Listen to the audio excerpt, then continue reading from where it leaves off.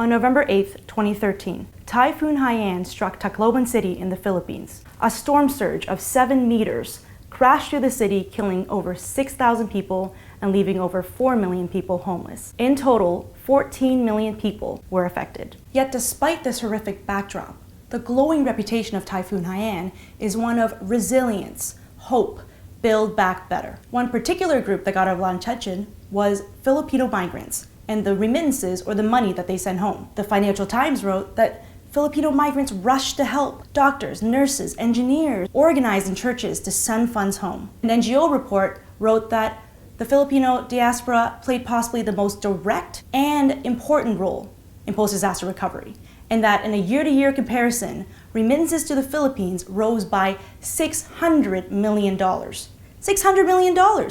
That's a lot of money. I want to know who gets that $600 million.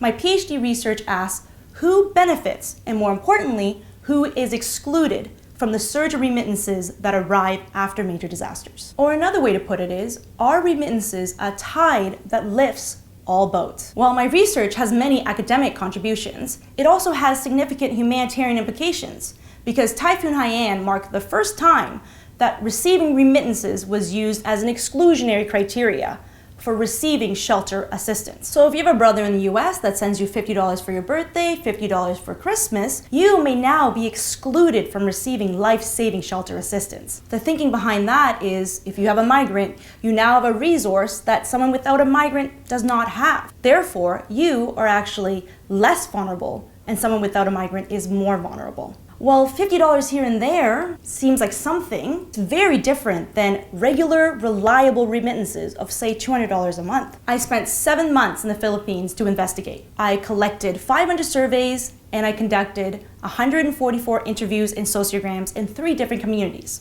And what I found was that lower-income households did not have much access to remittances. 77% of my sample of lower-income households did not have a migrant, and only 3% received regular remittances. That means 97% of lower income households do not receive remittances. This is very different from middle income households, where 21% of my sample received regular remittances. This is what happens during normal times. So what happens during a disaster? Could households leverage the disaster for more funds abroad? And the short answer for lower income households is no. Of my sample, only 5% of lower income households received remittances after Typhoon Haiyan.